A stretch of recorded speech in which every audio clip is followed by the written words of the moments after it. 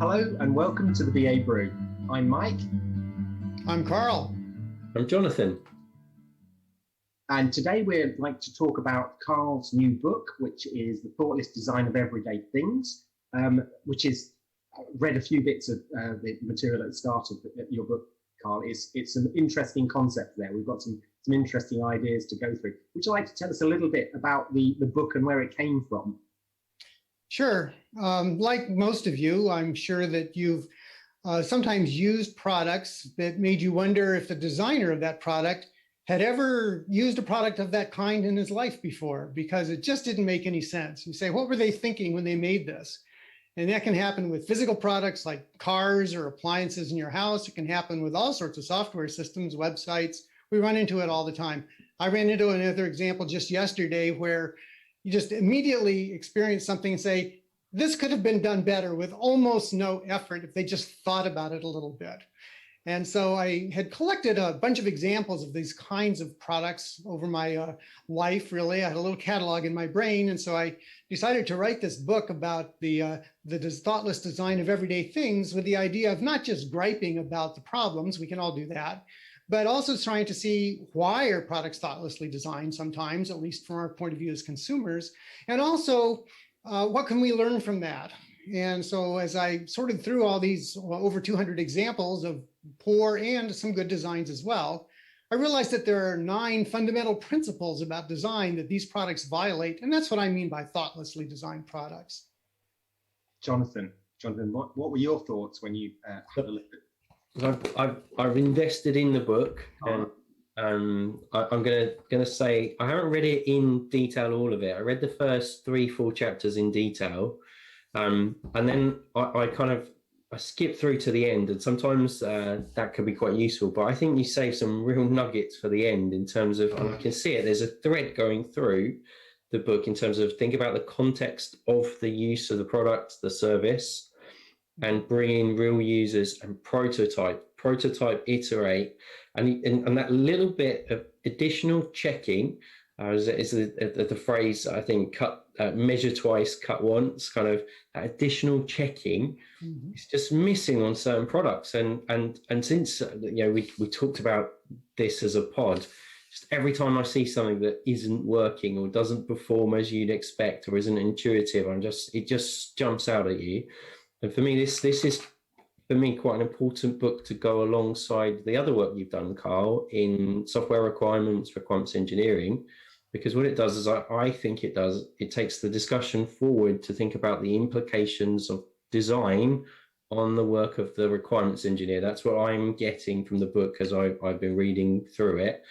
And I think it's a little bit of it could be like a wake-up call for requirements engineers that pick up this book to think about design more actively than they are already. Mm-hmm. And the other thing that I think is really positive about the book is that it helps the requirements engineer to think about iteration prototyping, so therefore how requirements engineering fits in the agile context.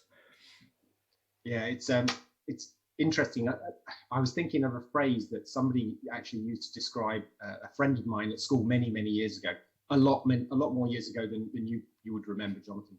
But somebody was described as having delusions of adequacy. And it's interesting that we could probably think about some of our product and software as having, or somebody having a delusion that was adequate, and it's not quite.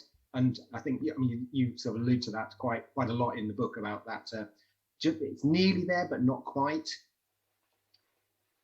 Yeah, I saw an example of that just yesterday, actually. I was using a website, it was a government website, which was actually pretty well designed in general. It worked fine. But there were a couple of places where just that little bit of extra thinking and maybe having it evaluated by some real typical users instead of just being handled by designers and testers could have made the difference. So for example, I filled in all the fields in this form and I submitted the page. And I got an error message. And one of the fields was for my address. Well, my street address is I live on 119th Drive, and I abbreviated that DR period. That didn't seem like a peculiar sort of abbreviation to me. And it complained that I could only have certain special characters in the fields, and a period wasn't one of them, which is weird in an address, I think. But could it not have caught that earlier? Or could it not have even just told me, you can use these characters only, so that I wouldn't make a mistake? And I think that's one of the themes that we have in the products, particularly with computer systems, is to try to make it hard for users to make mistakes and make it easy to recover from mistakes. So the best approach is to make it impossible for the user to make a mistake. Well, if you've got a free form entry field, you can't make it impossible. They can put anything in there, but you can make it hard for them to make a mistake by giving them the rules right up front. Have you ever tried to create a password and you have to guess which characters you can and cannot use in the password? Incrementally, you know, just one at a time, you find out what characters are bad. Just tell me what characters work and I'll try to get it right. Yeah, that was exactly the example I was thinking of, Karl. I was thinking of somewhere recently, actually how recently, where I had to put a password in, and I put a password and it'd say, no, that's not valid, try again. Like, yes, very helpful. Bit of a clue.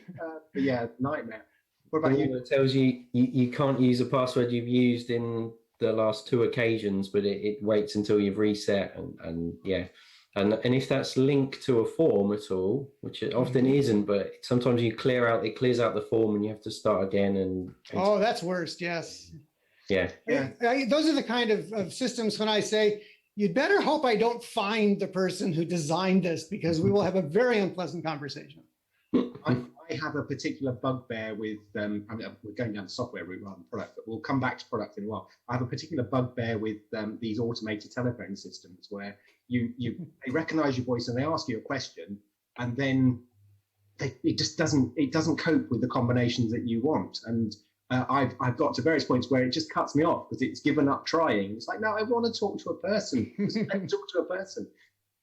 Yeah, sorry. Well, kind of related to that is the idea that they ask you to verify information, account number or whatever before they hand you to a person, but none of that information actually makes it to the person they ultimately connected to, and you start all over again.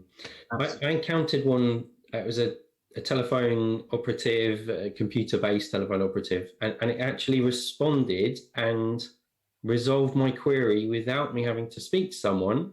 And it worked. And I was just like, wow, this is the first time I've talked to one of those assistants and I've got an outcome.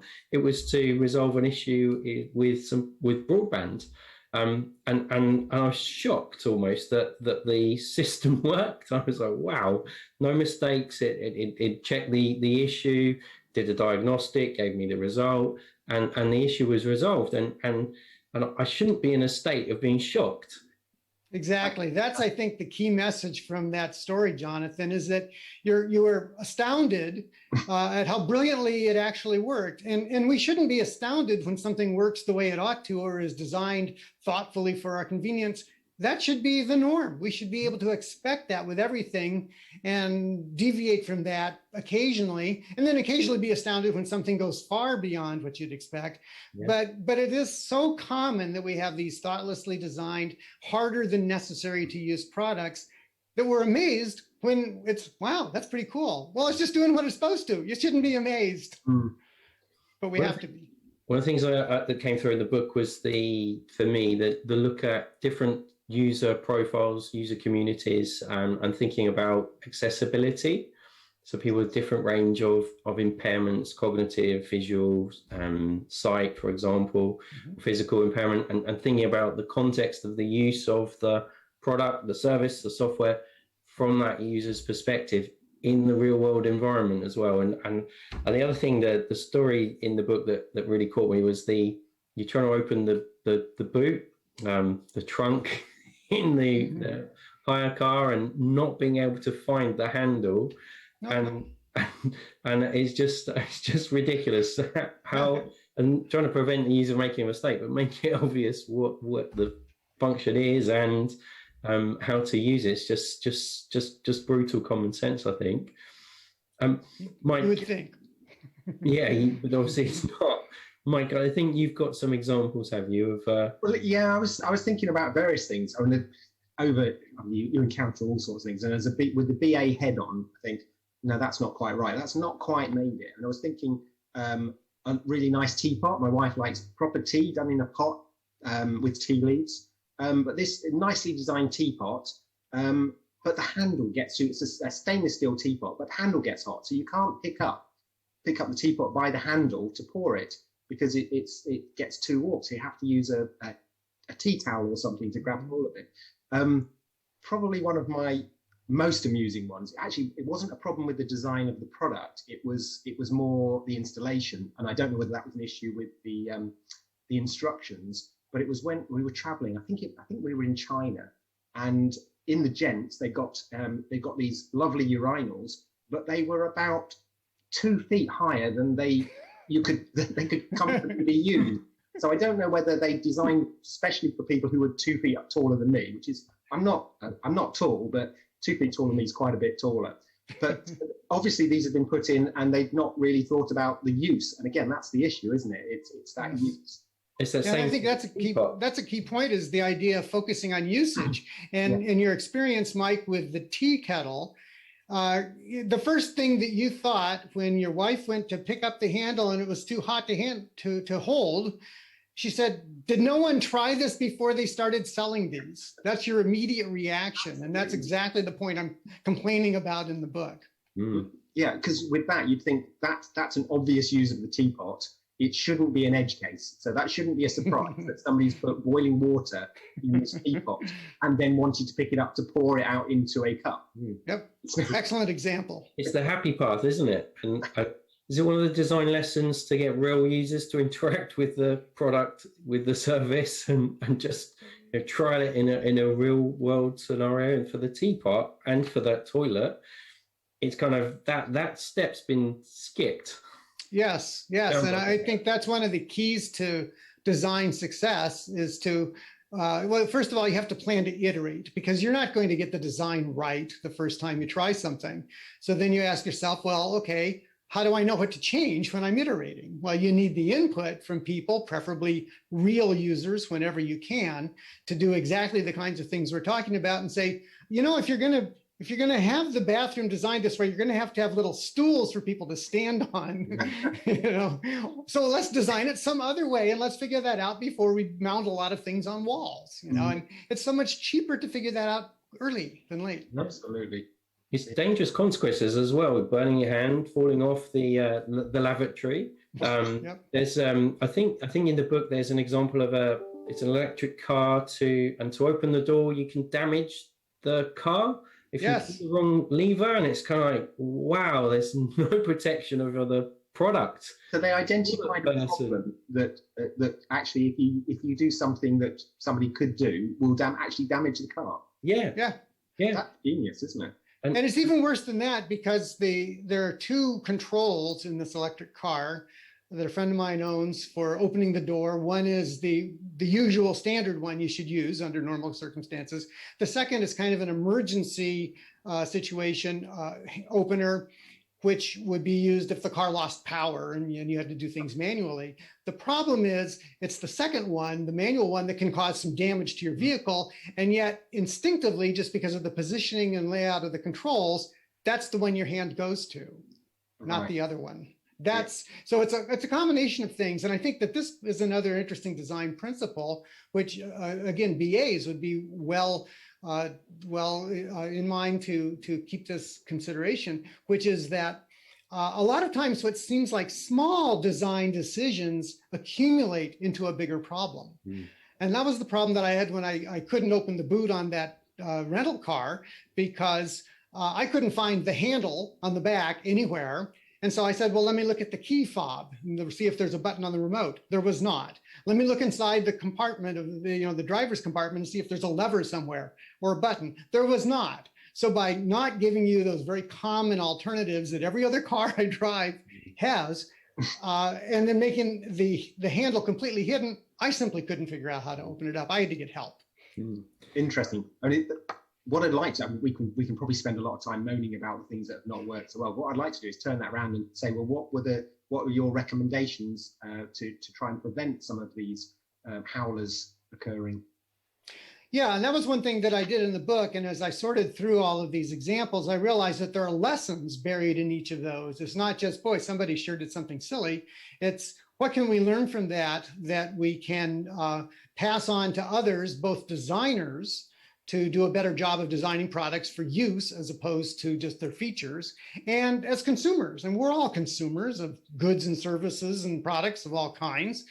And so probably you've had the experience of buying something that seems reasonable. You get home, you try to use it like, well, that's not what I wanted. And then you take it back and try to get another one or something.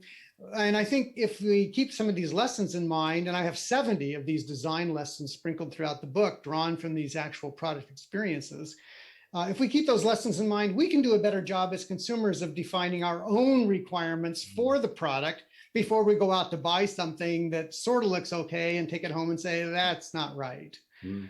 And so I think the kinds of examples that I've talked about, or the kinds of lessons, are simple things like make it easy to use a product correctly and hard to use it incorrectly. Yeah. Okay. Mm. I can't remember the exact design lesson, but there's one around just make it obvious. I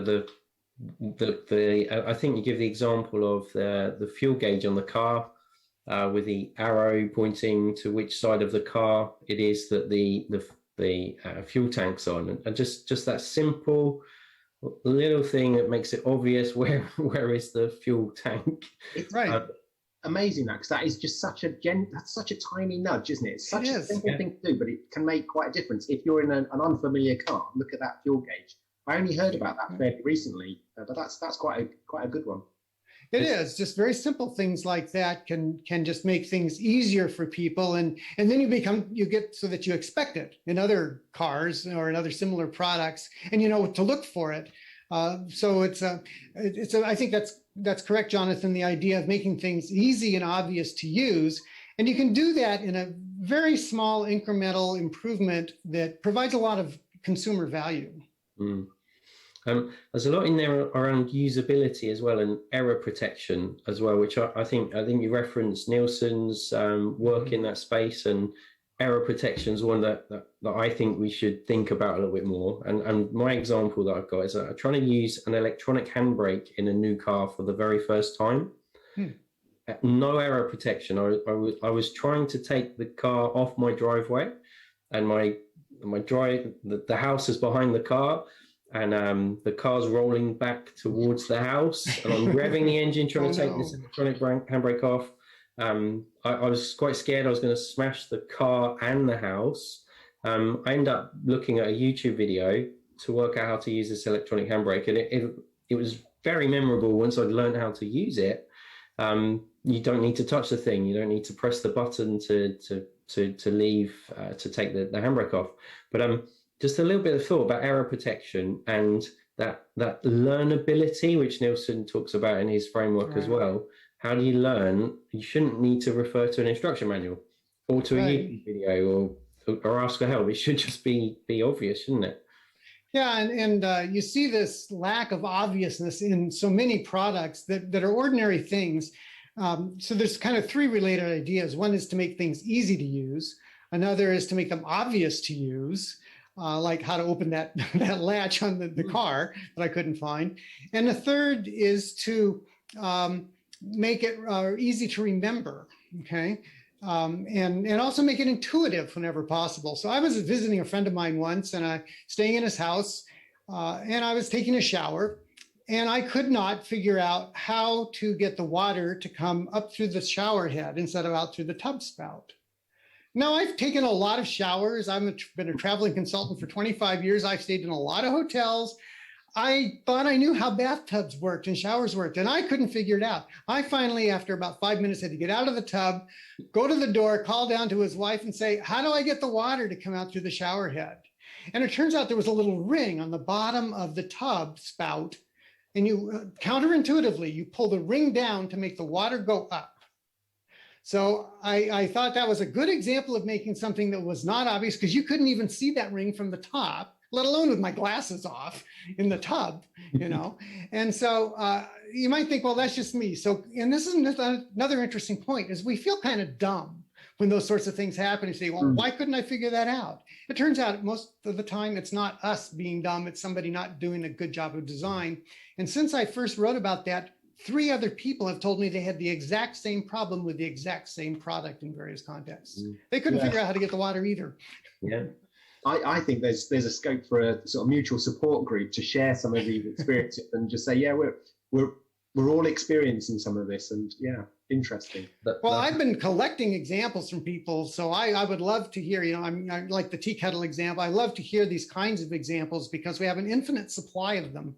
And maybe if we collect more of those and through this mutual suffering group you're describing, Mike, we can encourage people to think more carefully. It's not just us. Everybody has these problems. Yeah.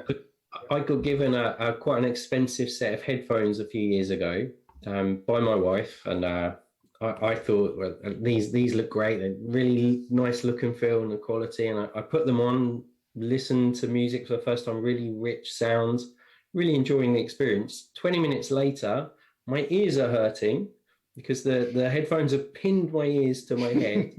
And then it's quite interesting because in terms of, I don't want to say to my wife, oh, the really expensive gift you got me, not very good actually, because I didn't want to offend her and to upset her. So I end up wearing these headphones for the next 2 years before I upgrade them to a different. But you're a good husband though, right? Yeah. And luckily she doesn't watch the podcast, so she thinks I'm going to get away with it.